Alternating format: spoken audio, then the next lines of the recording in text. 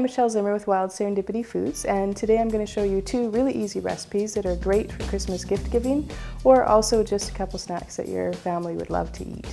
The first one we're going to do today is maple popcorn. You've all heard of caramel popcorn. This is just a little bit different take on it.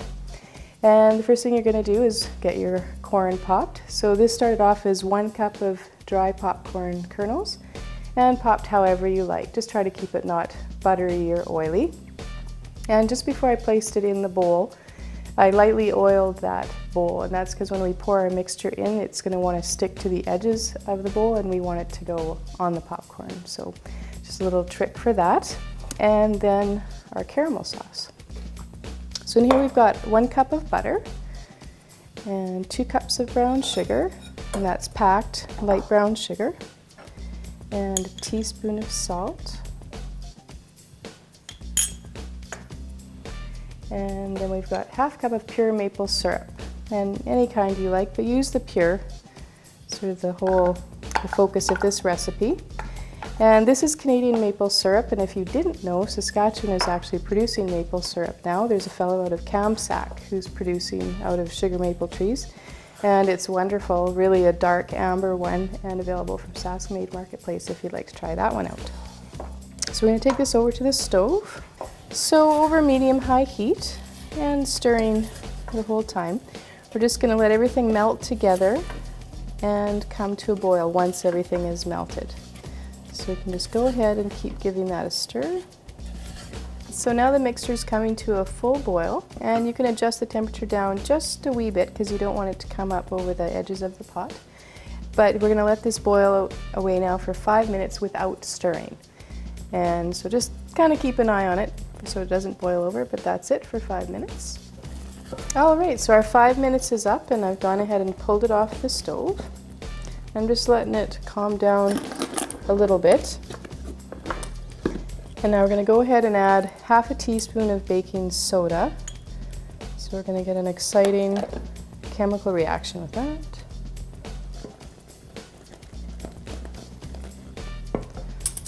Puff up, and then a little bit of vanilla, also a reaction from the water, about a teaspoon of that.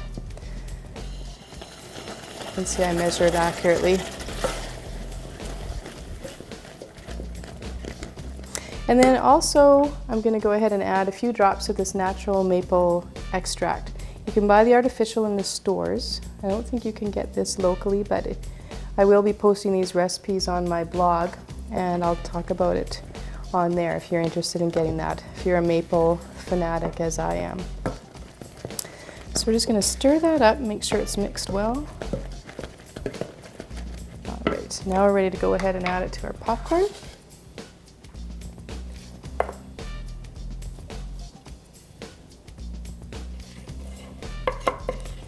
And you want to work fairly quickly because it's going to start cooling right away.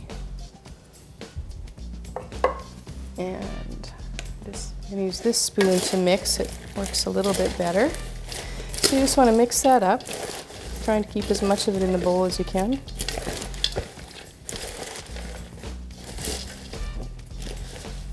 All right, so I've got it pretty well covered.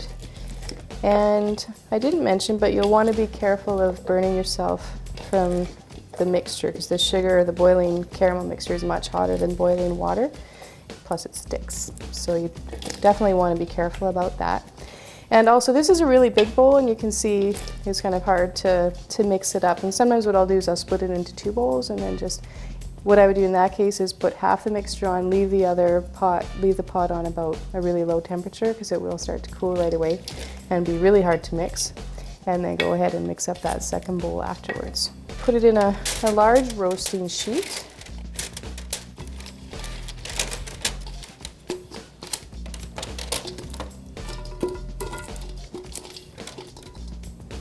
All right, get sticky quickly. So spread it out.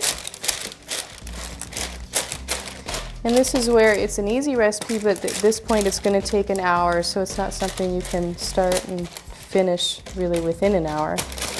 But it doesn't take long to get to this point. So at 250 degrees in the oven, so a really low temperature, we're going to roast this for an hour. and stir every 15 minutes, and that's just to keep it from clumping. So I'll go ahead and put that in the oven. All right, so now that our maple popcorn is in the oven, we can go ahead and make the other recipe, which is a pumpkin biscotti. And biscotti actually means twice baked in Italian, plural. The biscotto is the singular form. And this is a nice pumpkin flavor. Lots of those Christmassy spices will go in it. And super easy. If you've never made biscotti before, you won't be scared of it after this recipe. And because it's pumpkin, I chose to use, instead of pecans or walnuts, which you could choose anything to put into the dough, I chose to use pepitas or pumpkin seeds. And these are the raw form. So we're going to go ahead and dry toast these on the stove top, and that'll just bring out a nuttier flavor and taste better in the biscotti. All right, so using a non-stick pan, I've got half a cup of pumpkin seeds in here. And at first you can just wait a couple minutes until you can smell them. And then you'll just keep wanting to give them little shakes as they toast. And if you've ever seen the roasted, salted pumpkin seeds in the store, they're sort of puffed up. That's what these will do right before your eyes, and some of them will pop out like popcorn too. You can see now that they're starting to pop. So we're almost there. So at this point, definitely keep shaking so they don't start to burn. There, so now most of them have popped and they've become a nice light brown color. So at this point, just turn the heat off and let them cool down while we work on the rest of the dough. All right, so now we're ready to start on our pumpkin biscotti dough. And one thing, if you've never really played with biscotti much at all, there's typically never any fat in it. This has been a very old recipe, and it's made like this without fat because it stores forever, so it travels really well. And that's why in coffee shops you might go back and keep seeing the same biscotti in a jar and wonder, but really that's how long it lasts. So we're gonna go ahead and start with the wet ingredients. So I've got a 1/4 cup of pumpkin here. And I'll mention that the recipe that I'm doing in front of you now is the half recipe, so it makes quite a bit. And we've got 1 egg in there, and about a teaspoon of vanilla-ish. So we've got our wet ingredients in the mixer, so we'll go ahead and mix those up. There we go, so they're all mixed up. And of course you could do this in a bowl, you don't have to do it in a mixer. I just like to use the mixers, it makes it really easy. And we'll go ahead and mix up our dry ingredients now. And again, this is the half recipe. So we've got 1 3/4 cup of flour, just regular unbleached. About 2 teaspoons of a pumpkin spice powder if you have it. I've just gone ahead and done a mixture of, for the half recipe. 1/2 teaspoon of ginger, 1/2 teaspoon cinnamon, 1/4 teaspoon cloves, and 1/8 teaspoon of allspice. So that's typically what I use for my pumpkin pie spice. And 3/4 cup of brown sugar. And 1 teaspoon of baking powder. So I'm going to go ahead and use a whisk to mix this up. Get all those lumps of brown sugar out. All right, so that looks pretty good. If there's the odd little lump of brown sugar, it's okay. You'll just see a little lump of brown sugar in your cookie, but it won't wreck anything. So I'm going to go ahead and add that to the wet ingredients and mix it together.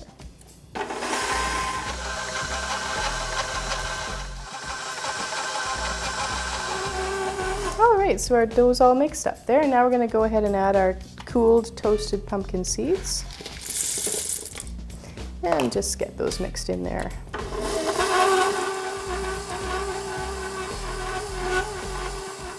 All right, so we'll just get the dough onto your work surface here.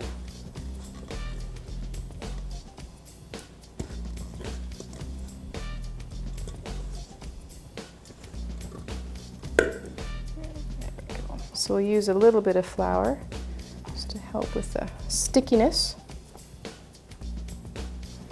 So first I'll just knead it a bit. And then we're going to divide this into 2. So this is again for the half recipe. So for the full recipe you'd end up with 4 of these. So we're just going to roll it out to about 14 or 15 inches. Like that. And just kind of flatten it. You want it about 1 inch high, no more than that. And go ahead with the second one. All right, so our second one is ready. And for our first baking, for the double baked cookie, it'll go in at 350 for 25 minutes. There they are, so you can see that they puffed up a little bit. So we're just going to go and put them on a cooling rack and let them cool for about 15 minutes before we cut into them for their second baking. So now that the dough has, or the cookies have cooled off somewhat, we're going to go ahead and cut them and rebake them. So you want to cut them on a really sharp angle, about a half an inch, between half an inch to an inch thick. If you have them much thicker than that, it'll take a long time for them to dry out when they're doing their second baking.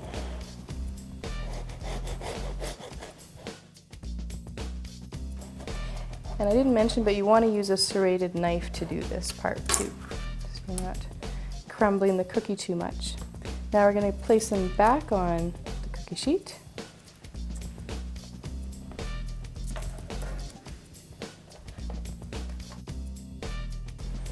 All right, and now they're ready for their second baking. So this time you're going to reduce the temperature to 300 degrees and 15 minutes. 15 to 20, if after 15 you press on it, if you've done a bit thicker than half an inch, it might still be a bit moist, so just add on another 5 minutes if that's the case. All right, so our biscotti have now had their second baking and cooled off completely. You can see they're quite hard. And you could obviously eat them just like this, but for a gift it's kind of nice to decorate them a little bit. So I've gone ahead and melted some white chocolate. And you could just do a drizzle, or you could dip the cookie right into the chocolate. And just shake off the excess there. So you just want to do the ends. And then I'd reserved a little bit of the toasted pumpkin seeds, so you can go ahead and put a little sprinkle on the end like that. Or do a quick drizzle, which I'm going to show you here. It's easier than doing the dipping, plus you don't use as much chocolate. So there you have it. I've shown you two very simple recipes, really easy to prepare, that'll be greatly appreciated by anyone lucky enough to receive them as a gift, or your family. So here we have maple popcorn, and here we have pumpkin biscotti. And again, I'm Michelle Zimmer with Wild Serendipity Foods, and these recipes will be posted on my blog, which you can find a link through to my website at www.wildserendipity.com, and you can also follow me on Facebook for easy tips and keep up with what I'm doing in the city. Thank you.